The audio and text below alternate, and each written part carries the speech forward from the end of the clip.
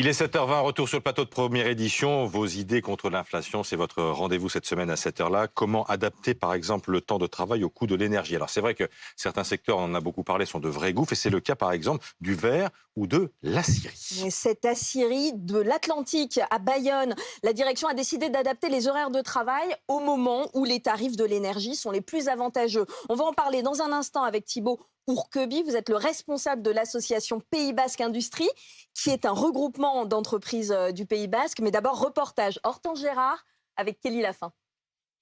Cette aciérie, qui produit essentiellement du fil métallique, consomme autant d'énergie qu'une ville de 100 000 habitants. L'an dernier, l'électricité représentait 34% des coûts de production. Avec les prix de l'électricité d'aujourd'hui, elle pourrait représenter 74% des coûts de production. C'est pourquoi cette usine a changé son quotidien.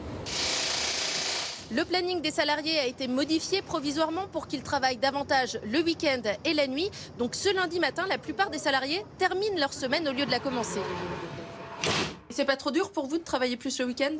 Non, trop dur, non, c'est pas trop dur. Après, on espère que cette crise ne dure pas vita aeternam, qu'on revienne dans des conditions normales de production. Natacha, pourquoi est-ce que vous étiez obligée de changer l'organisation de l'aciérie?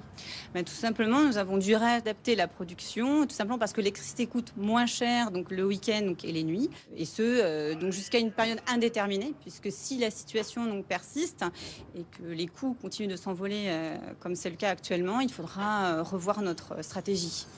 Forcément, en semaine et en journée, si les salariés sont à l'arrêt, les machines aussi. Cédric, on ne pourrait pas forcément se tenir ici, normalement. Vous voyez le four derrière, quand on décharge les paniers, en fait, vous avez les flammes qui peuvent monter jusqu'au plafond. On l'arrête le matin à 7h et on redémarre à 22h avec l'équipe suivante.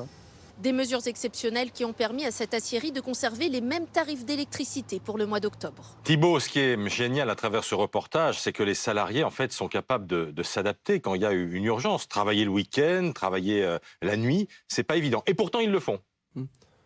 Oui, tout à fait. Donc les salariés savent s'adapter.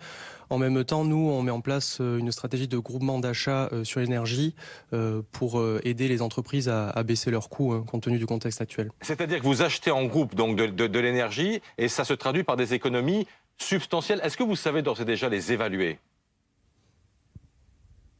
Écoutez, pour l'instant, on est dans une phase où on récolte les données des membres, c'est-à-dire qu'ils nous envoient leur facture d'électricité.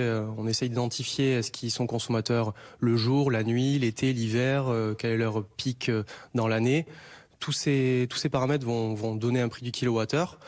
Et donc là, une fois qu'on aura fini cette phase de test à la fin de l'année, notre expert en énergie, Guillaume Benali du cabinet conseil ECG, ira voir les distributeurs l'année prochaine et nous négociera des tarifs de gros. Parce que sans cette adaptation, la flambée du coût de l'énergie pour vos entreprises serait de combien?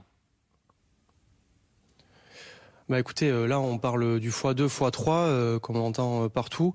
Je peux vous donner un ordre de grandeur. Nous, on a des industriels qui ont des parcs machines importants. Une facture d'électricité pour eux, c'est 200, 300 000 euros par an.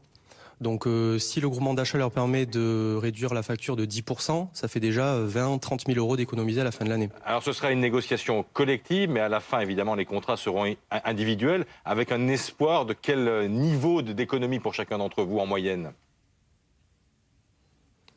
Alors c'est exactement ça, c'est donc un tarif négocié en groupe, mais à la fin, chaque entreprise aura son contrat d'électricité individuel. Je ne peux pas vous donner de chiffres exacts là pour le moment, l'étude n'ayant pas encore été faite, mais ça va se chiffrer en plusieurs milliers d'euros, ça c'est sûr pour chaque entreprise. Et plus les entreprises sont nombreuses, plus évidemment la marge de négociation est importante, on l'imagine? Exactement. Une entreprise toute seule, elle va consommer peut-être 100 MWh, 500 MWh. Nous, on va parler d'un groupement d'achat de 60 GWh. Donc, c'est pas négligeable. Merci Thibaut Ourqueby. Tout de suite, l'économie.